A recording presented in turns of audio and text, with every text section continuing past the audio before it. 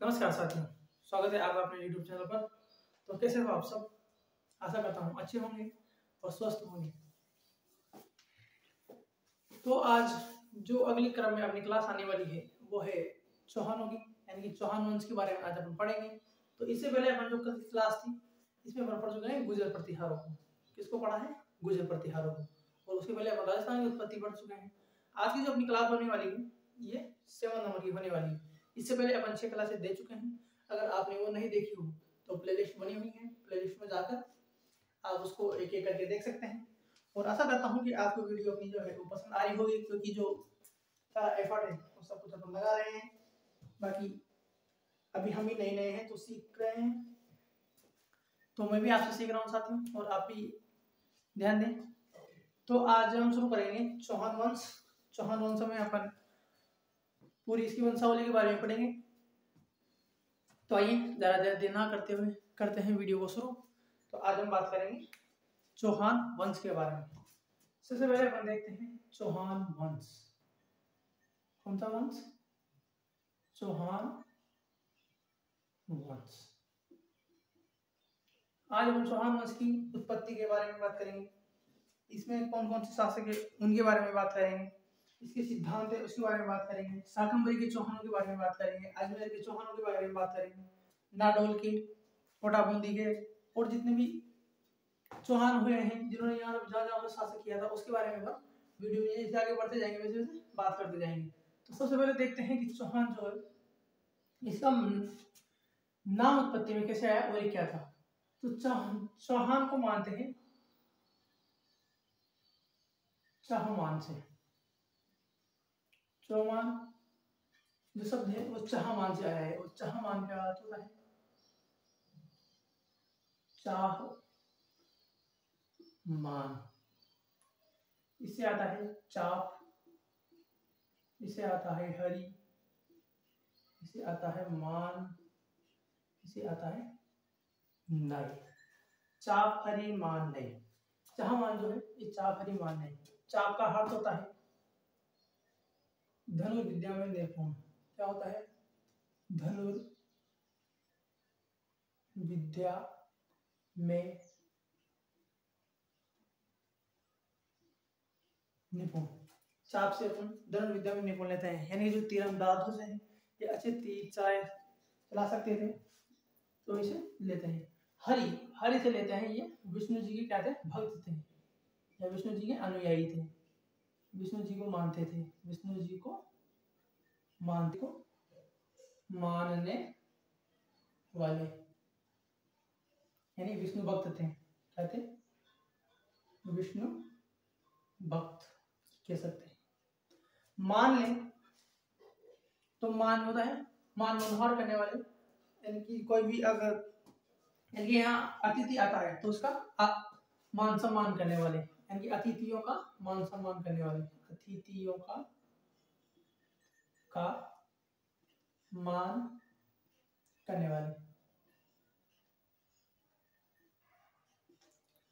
नए से ले तो नीति पर चलने वाले, नीतियों पर चलने वाले। तो ये हो गया इसका अर्थ। किसका हो गया? चाहमान। चौहान वंश चाहमान से उत्पत्ति में आया है। चार लेते हैं चाप, से लेते हैं हरि, मां से लेते हैं मान, और न से लेते हैं नय। चाप ले धनुर्विद्या में निपुण, हर लिए तो हरि भक्त यानी कि विष्णु जी के भक्त, मान लेते हैं तो अतिथियों का मान सम्मान करने वाले, और न से लेते तो नए नीतियों पर चलने वाले। तो ये थे चौहान। अब चौहान जो है इस शाकंभरी सांबर वहां पे सबसे पहले इन्होंने अपना डेरा डाला था सांबर शाकंभरी में। इसका प्राचीन नाम शाकंभरी था, वर्तमान जयपुर में है। जयपुर ग्रामीण में है वर्तमान जयपुर ग्रामीण इसमें है। तो जो चौहान है इस शाकंभरी के चौहान है, वर्तमान में ये जयपुर ग्रामीण में आता है। इसका मान ये हो गया। इसके बाद देखे जाए तो इसकी जो अगली शाखाएं देखी जाए तो इसकी शाखाएं हैं, एक तो शाकंभरी की है, एक अजमेर की है, एक नाडोल की है। और अगर इसमें बात की जाए कि जो चौहान है ये किसके सामंत थे? सामंत देखे जाए तो ये गुर्जर प्रतिहारों के सामंत थे। किसके थे? जो चौहान है चौहान पहले गुजर प्रतिहार हो गए। गुजर प्रतिहार के बारे में इसकी पहले क्लास में पूरे पढ़ चुके हैं अच्छे से। वीडियो ना देखी हो तो जरूर देख लेना। गुजर प्रतिहार के सामंती यानी कि इनके अधीन कार्य करते थे। ठीक है, तो देखें तो जो शाकंभरी के चौहान है, शाकंभरी के चौहान, शाकंभरी के चौहान देखें तो वास्तविक संस्थापक कौन था? वासुदेव जी, वासुदेव। शाकंभरी के चौहान के जो संस्थापक है ये कौन थे? वासुदेव। नाडोल के चौहान के जो संस्थापक थे वो कौन थे? इसके नाडोल के चौहानों का संस्थापक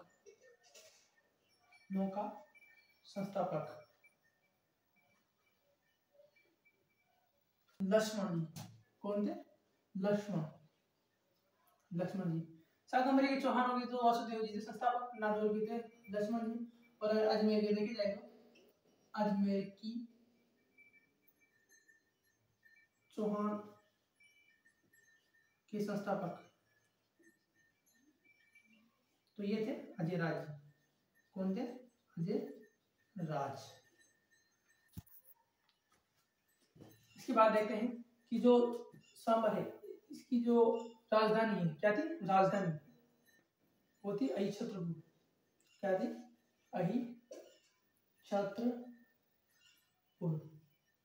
अहिछत्रपुर इसकी राजधानी हुआ करती थी। अगर अपने को पूछा जाए कि इसके आदि पुरुष कौन थे, यानी कि चौहानों के आदि पुरुष पूछे जाए तो कौन थे? चौहानों के आदि पुरुष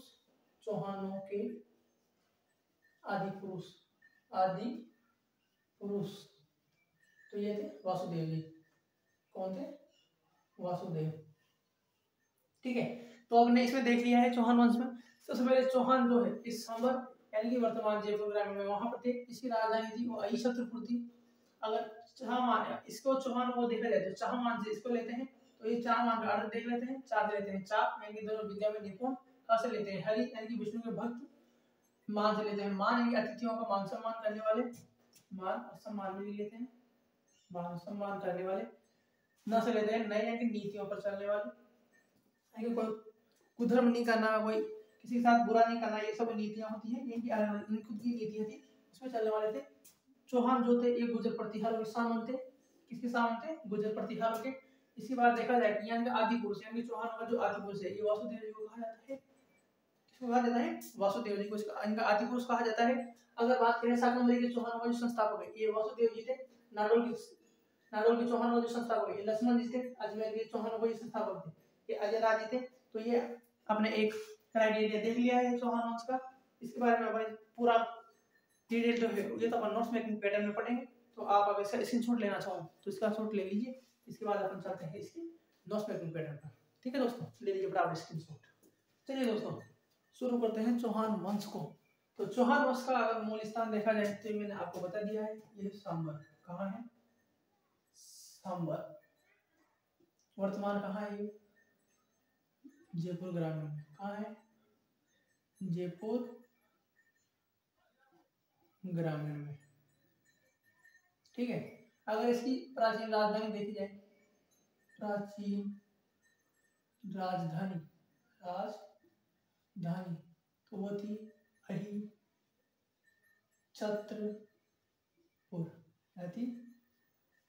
अहिछत्रपुर।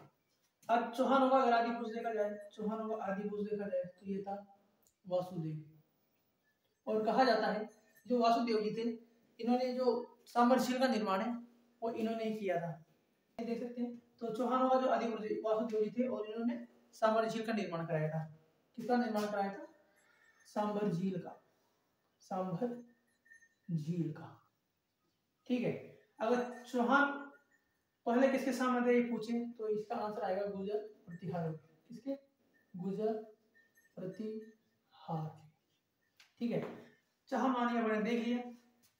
चाहमान, चाह मतलब चाप यानी दोनों विद्या में निपुण, हर मतलब हरि यानी विष्णु के भक्त, मतलब मान यानी अतिथियों का मान सम्मान करने वाले, मतलब नए यानी नीतियों पर चलने वाले। तो दोस्तों इसके बाद अब अपन देखते हैं चौहान वंश की शाखाओं के विभिन्न संस्थापक, यानी विभिन्न शाखाएं हैं और इनके विभिन्न संस्थापक हैं, इन सब के बारे में अपन देख लेते हैं। तो सांबर की जो चौहान है इसका अगर संस्थापक देखा जाए तो ये थे वासुदेव जी।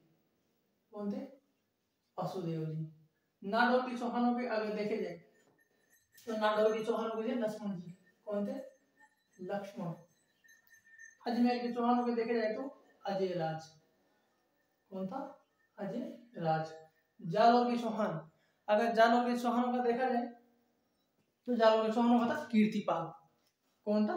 कीर्तिपाल। कीर्तिपाल। बूंदी के चौहान देखा जाए तो बूंदी के चौहानों के जो संस्थापक थे वो थे देवा। कौन थे? देवा जी। सिरोही के चौहानों के देखा जाए तो ये थे लुम्बा जी। कौन थे? लुम्बा जी।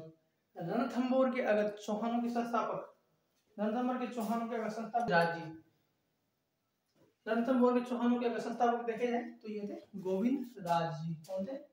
गोविंद राज। ठीक है।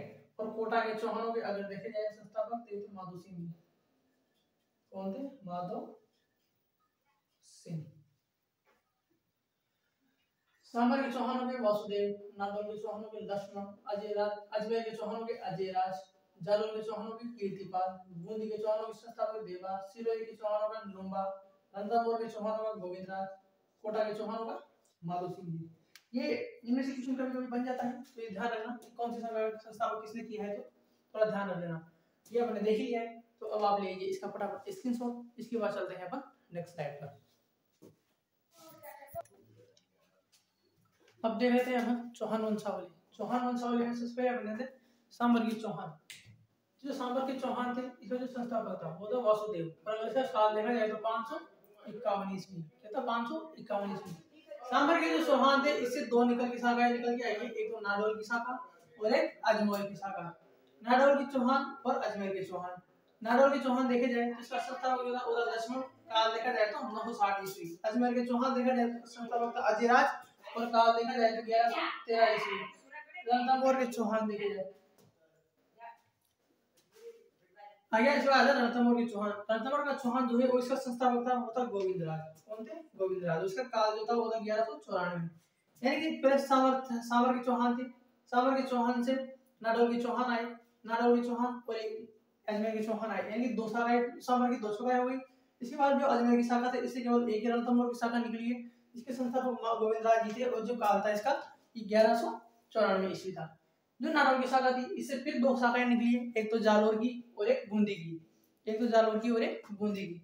जालोर की चौहान निकले शाखा, इसके जो संस्थापक था ये था कीर्तिपाल और इसका काल लिखा जाए तो 1181 ईस्वी। इसके बाद दूसरी जो शाखा थी बूंदी के चौहान, इसका संस्थापक था वो देवा था और काल था 1241 ईस्वी। फिर जालोर के चौहानों से अगली शाखा निकलती है सिरोही के चौहान। सिरोही के चौहान का संस्थापक लुम्बा था और का ईस्वी था, कितना था? 1311 ईस्वी। बूंदी के चौहानों से निकलते हैं कोटा के चौहान, इसका संस्थापक था माधो सिंह और इसके जो काल था 1631 ईस्वी। तो ये जो आपने चौहानों की वंशावली बता दी गई है, इससे आपको थोड़ा अच्छे से एक आइडिया समझ में आ जाएगा कि सबसे पहले जो चौहान वंशावली सबसे पहले सांबर के चौहान थे, इसका जो संस्थापक था ये वासुदेव था। काल इसका देखा जाए तो 551 ईस्वी थी। इसके बाद ये दो शाखाओं में विभक्त हो गया, एक तो नाडोल के चौहान और एक अजमेर के चौहान। नाडोल के चौहान का जो संस्थापक था ये लक्ष्मण सिंह था। काल इसका देखा जाए तो 960 ईस्वी था। अजमेर के जो चौहान इसका संस्थापक अजयराज था और काल इसका 1113 ईस्वी था। इसी अजयराज ने अजमेर शहर को बसाया था। इसके बाद अजमेर की जो चौहान थी इसकी जो अच्छी वंशावली है, इसकी जो अगले वंशावली है ये रणथंभौर के चौहान थे। रणथंभौर के चौहान का संस्थापक गोविंद राज था और काल देखा जाए तो 1194 ईस्वी था। अब ये आ जाते हैं नाडोल के चौहानों में। नाडोल के चौहान दो भागों में विभक्त हो जाते हैं, एक तो जालोर के चौहान, एक बूंदी के चौहान। जालोर के चौहान का संस्थापक कीर्तिपाल था, काल इसका 1181 ईस्वी था। बूंदी के चौहानों का संस्थापक देवा था और काल इसका 1241 ईस्वी था। इसके बाद तो जालोर का चौहान आए, इसकी अगली शाखा आती है सिरोही के चौहान। सिरोही का चौहान का संस्थापक था वो लुम्बा था, अगर इसका काल देखा जाए तो 1311 ईस्वी था। बूंदी के चौहान का जो अगला इसकी जो शाखा है कोटा के चौहान से आइए, और कोटारी चौहान जो संस्थापक था एक माधो सिंह जी था और कालेरा या तो 1631 ईस्वी था। तो ये चौहानों की शाखा का पूरी वंशावली है, जितने ही चौहानों की शाखाएं पूरी विभक्त हुई है। ठीक है, ये आपने देख लिए, इसका ले लीजिए आप स्क्रीनशॉट और अच्छे से कर लीजिए, इसको नोट डाउन, और यार वीडियो को जरा शेयर कर दिया करो दोस्तों तक। ठीक है, तो मिलते हैं इसकी अगली स्लाइड में। इसके बाद अपन देखते हैं चौहानों की उत्पत्ति के बारे में, जो मत है उन सब के बारे में। तो आप ले लीजिए इसका प्रॉपर स्क्रीनशॉट। ठीक है, देखते हैं अपन अगली स्लाइड में जल्दी। चलिए दोस्तों, आप देखते हैं चौहानों की उत्पत्ति से संबंधित जो मत है उसके संबंधित जानकारी के बारे में। चौहानों की उत्पत्ति से संबंधित सिद्धांत इसके बारे में देखते हैं। चौहानों को जो उत्पत्ति है ये अग्निकुंड से मानी जाती है। जो इसके जो उल्लेख है ये एक पृथ्वीराज रासो में, एक मोनोनैणसी ख्यात में, और एक सूरजमल मिश्र जी द्वारा इन्होंने बताया गया है कि जो चौहान वंश है इसकी उत्पत्ति किससे हुई है? अग्निकुंड से। इसके बाद एक रासो है, इसके लेखक कौन है? लेखक तो ये थे चंद्रवर्धन। अगर पिछले क्लास में आपने ध्यान से देखा होगा तो मैंने पहले बता दिया है कौन थे? चंद्रवर्धन। ठीक है, सूर्यमल मिश्र की एक रचना है वीर सत सही, इसको ध्यान रखना, वीर सत सही। ये जो रचना है ये थोड़ी इंपॉर्टेंट है तो इसको भी आप ध्यान रखना। दूसरा है सूर्यमल मिश्र जी की रचना है वीर सत सही, इसके बारे में। इसके बाद अगले जो सिद्धांत है कि सूर्यवंशी इन्होंने किस किसने कहा, तो सूर्यवंशी का एक तो उल्लेख है, एक तो मिलता है पृथ्वीराज विजय में, एक हम्मीर महाकाव्य में, और एक हम्मीर दासों में। तो इन सब में जो सूर्यवंशी होने का मतलब मिलता है किनका? चौहानों का। जिसके लेखक थे वो थे जयानक जी। कौन थे? जयानक। पृथ्वीराज विजय का लेखक जयानक। हम्मीर चंद्रसूरी, नयन चंद्रसूरी। और अगर हम्मीर रासों का लेखक देखा जाए तो ये थे जोधराज जी। कौन थे? जोधराज जी। मैं जी से लगा रहा हूँ क्योंकि चल भाई जी लगाना चाहिए, बाकी आप लगाओ या ना लगाओ ये आपकी मर्जी। ठीक है, इसके बाद चौहानों का जो चंद्रवंशी होने का मत मिलता है ये एक दो और सी शिलालेख, एक आबू अश्लेषो शिलालेख से मिलता है कि जो चौहान थे ये क्या चंद्रवंशी थे। इसके बाद इसको विदेशी होने का जो प्रमाण है ये एक तो विदेशी ने विदेशी की बोला है, तो विदेशी यानी कि सक्षीतियन, चौहान कहते हैं सक्षीतियन थे, इसके प्रमाण इसके बारे में बोला गया है। तो एक तो कहा है कर्नल जेम्स टोड ने, एक कहा है वीए स्मिथ ने, और एक कहा है क्रूक ने। ये राजस्थान में उत्पत्ति चौहानों की जो उत्पत्ति देखी थी उस टाइम भी देख लिया था, जो विदेशी होते हैं वो विदेशी बात करते हैं। तो ये आप देख लीजिए कि सक्षीतियन किसने किसको बताया? चौहानों को सक्षीतियन किसने बताया है? तो एक कर्नल जेम्स टोड थे, एक वीए स्मिथ थे, और एक क्रूक थे। ये ब्राह्मण वंशीय थे। इसका उल्लेख कहाँ में मिलता है कि ये ब्राह्मण वंशीय थे? तो एक तो थे कायनखा रासों में, एक बिजुलेसिया लेख में, और दशरथ शर्मा जी के अनुसार और गोपीनाथ शर्मा जी के अनुसार ये बताया गया है कि शर्मा जी एक ब्राह्मण, तो इन्होंने भी ब्राह्मण होने का मत दिया कि चौहान तो एक क्या थे? ब्राह्मण वंशी थे, यानी कि ये ब्राह्मण थे। इसके बाद जो अगला है ये थे इंद्रवंशी, यानी कि चौहान इंद्रवंशी होने का उल्लेख कहाँ मिलता है? ये रायपाल का सेवड़ी का जो अभिलेख है, रायपाल का सेवड़ी का अभिलेख जो है उसमें मिलता है कि ये इंद्र के वंशी थे। तो इसमें देख लेते हैं सिद्धांतों की उत्पत्ति में। सबसे पहले देखते हैं अग्निकुंड का सिद्धांत। तो अग्निकुंड का सिद्धांत जो है इसमें इसका उल्लेख मिलता है एक पृथ्वीराज रासो में, एक मोनोनैणसी ख्यात में, एक सूर्यमल मिश्र में। तो पृथ्वीराज रासो है इसका जो लेखक है वो है चंद्रप्रद है, और जो सूर्यमल मिश्र है इसकी एक रचना है विश्वसरी। इसको थोड़ा ध्यान रखना कि एग्जाम की दृष्टि से थोड़ा महत्वपूर्ण है। इसके बाद बात करते हैं सूर्यवंशी की। तो सूर्यवंशी एक पृथ्वीराज विजय में मिलता है, एक हम्मीर महाकाव्य में मिलता है, और एक हम्मीर रासो में मिलता है कि चौहान जो थे वो सूर्यवंशी थे। पृथ्वीराज रासो जो है इसके जो लेखक है पृथ्वीराज रासो वो है जयानक, हम्मीर महाकाव्य के जो लेखक है वो है नयन चंद्रसूरी, और हम्मीर रासो के जो लेखक है वो है जोधराज जी। ठीक है, इसके बाद अगला देखते हैं चंद्रवंशी। तो चंद्रवंशी होने का अब जो उल्लेख है एक तो होड़ शिलालेख में, एक आबू अश्लेषो शिलालेख में मिलता है। इसके बाद नेक्स्ट बात करते हैं ब्रह्मवंशीय। ब्राह्मणवंशीय, तो ब्राह्मणवंशीय एक तो कायनखा रासो में मिलता है इनका उल्लेख, एक बिजुलेसिया लेख में मिलता है तथा शर्मा जी के अनुसार और गोपीनाथ शर्मा जी के अनुसार ये चौहान जो थे ब्राह्मणवंशी थे। ये ब्राह्मण होने के कारण इन्होंने ब्राह्मण का मत दिया है। ठीक है, अगला जो है वो है इंद्र, यानी इंद्रवंशी है। तो रायपाल का जो सेवाड़ी का अभिलेख है इसमें ये उल्लेख मिलता है कि ये कहते हैं इंद्रवंशी थे। तो आज हमने चौहानों की उत्पत्ति देखी, चौहानों का जो चाहनिमान जो अर्थ है वो देखा, इनकी प्राचीन जो ये सांबर में थे वो देखा, प्राचीन राजधानी जो अहिच्छत्रपुर थी इसको देखा, इसके बाद अपने इसकी पूरी शाखाएं देखी। सबसे पहले चौहान वंशावली, इसके बाद सोहन वंशावली देखी। चौहान वंशावली में सांबर दो भागों में बट गया, नाडोल और अजमेर पे जो इधर अपना नाडोल था, ये नाडोल भी दो भागों में बढ़ जाता है, एक तो जालोर एक बूंदी। जालोर जो था ये सिरोही में जाएगा, बूंदी जो है वो कोटा में जाएगा। इधर अजमेर था, अजमेर रणथंभौर में, और ये उसके बाद ये हो गई। उसके बाद हमने उत्पत्ति के सिद्धांत देख लिए, अग्निकोण से, सूर्यवंशी से, चंद्रवंशी, विदेशी, ब्राह्मणी और इंद्रवंशी।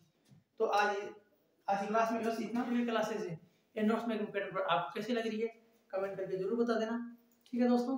तो कुछ व्यक्ति है जो विजिटर की तरह आते हैं और देख के चले जाते हैं, तो ऐसा ना करें। अगर आपको वीडियो अच्छी लग रही हो तो सब्सक्राइब करने में क्या जा रहा है, इससे क्या। और सब्सक्राइब जिन्होंने सब्सक्राइब किया हुआ है, काफी बच्चे ऐसे हैं जिन्होंने सब्सक्राइब तो किया हुआ है लेकिन नोटिफिकेशन ऑन नहीं किया हो, तो नोटिफिकेशन ऑन करते इससे क्या है आपको जो वीडियो आती है उसका पता लग जाएगा, ठीक है दोस्तों। और इसके बाद अपन शुरू करेंगे कल से शाकंभरी के चौहान, और आगे जितने चौहानों की पूरी शाखा है आपने देखिए, सबको बारी बारी से एक एक करके अपन देखेंगे। तो कल की जो बारी है वो शाकंभरी के चौहान की है, और उसके बाद देखते हैं अगले जो लेंगे उनको भी।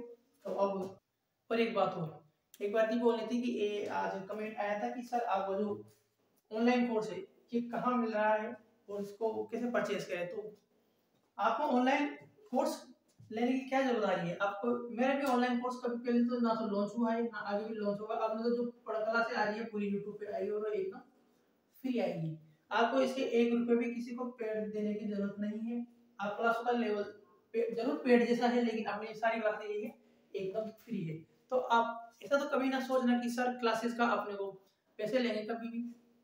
अपनी जो क्लासेस अभी फ्री आ रही है आगे भी फ्री रहेगी, और क्लासों का कभी भी कोई पैसा ना लिया जाएगा, ना ही आपको कभी ऐप पे आने के लिए कहा जाएगा कि आप ये आपकी 2-3 क्लासें लीजिए डेमो के रोड पे और अब आप आ जाइए ऐप पर।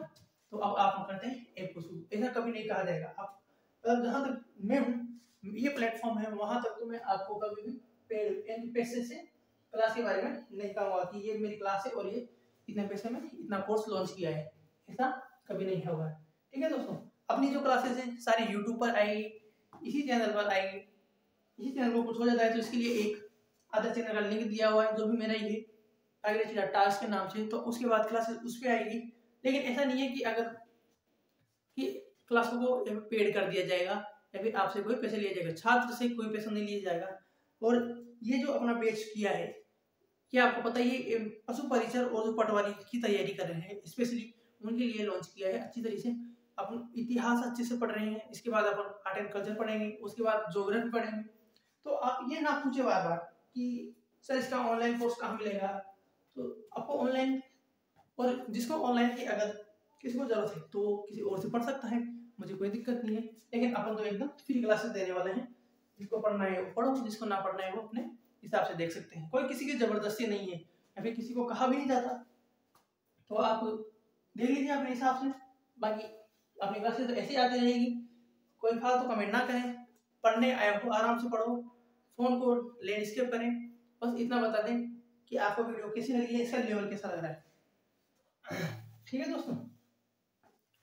तो ये हो गई अपनी क्लास, अब मिलते हैं अपन नेक्स्ट वीडियो में, तब तक के लिए राम राम, जय हिंद साथियों।